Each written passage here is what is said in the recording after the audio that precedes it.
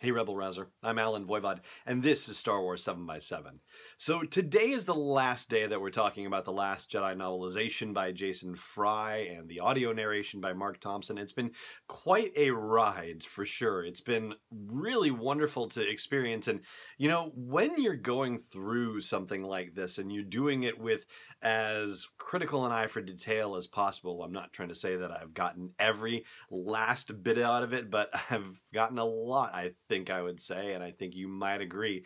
But when you get to do that, it's a remarkable experience because you really get to understand the magnitude of the work that Jason Fry put into the novelization and that Mark Thompson and company put into the creation of the audiobook version of this. So just kudos to Jason Fry and Mark Thompson and everybody supporting the two of them in their performances on bringing The Last Jedi to a richer, fuller experience for all of us. Now, for our last conversation about the novelization, we're going to talk about Luke and just what the heck happened to him. So there's a thing about how he was essentially pouring the entirety of his essence into the Force, and that is the all-consumptive effort that it took for him to create that doppelganger to show up on Crate and to stall the First Order long enough for the Resistance to escape.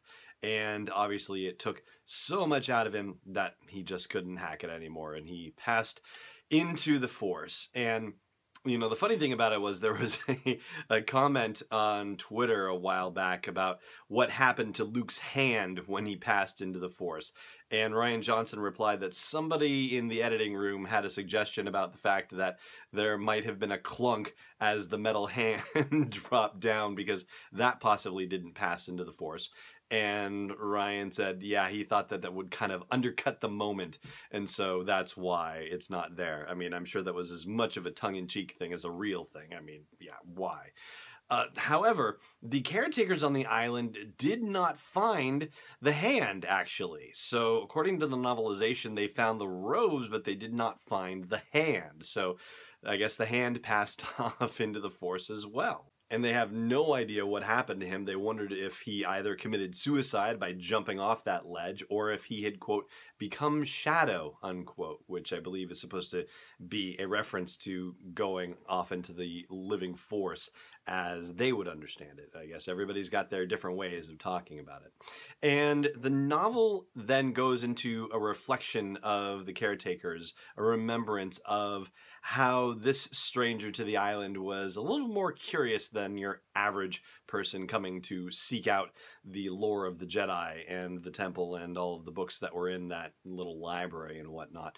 So, as opposed to most people, he insisted on doing his own chores. He insisted on helping with repairs. He was actually actively involved. He didn't treat himself like a monk that was being served by these caretakers. He was, by all accounts in that respect, very unusual. He was just a part of their daily lives, and he actually took it upon himself to learn their language, which is something that was also very rare as far as other people visiting that island. We didn't get to see that in the movie, but one of the deleted scenes actually shows him having a brief couple of word exchange with one of the caretakers, and it's in the caretakers' language. So that gives you the clue right there that he does in fact know exactly what they're saying and can speak it right back with them. But as I said, they didn't find his hand and they didn't find him, they just found his robes.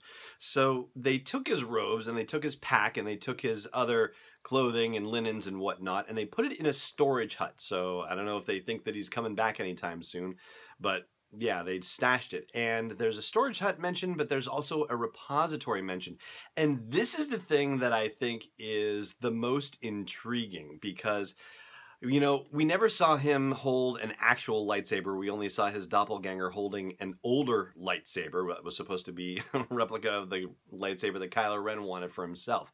We don't know what happened to Luke's green lightsaber, but there is a line in the novel where it talks about the things that the caretakers put in the quote-unquote repository, whatever that is, including his star compass, and that is a compass that he may have gotten, we're assuming it's the same compass, in Battlefront 2, the game where he goes to the planet Pilio and there's an observatory, one of the hidden observatories that the Emperor had stashed all across the galaxy.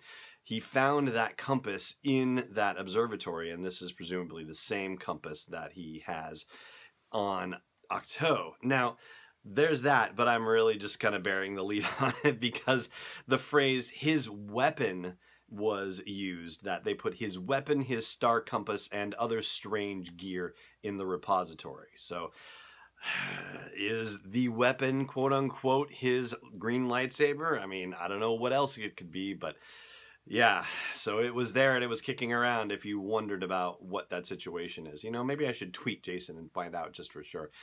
I might do that, and if I get an update on that, then I will let you know what he has to say. And as for the rest of that strange gear, well, that of course is stuff that he collected as he was traveling through the galaxy looking for the lore of the Jedi and trying to understand more about that ancient religion.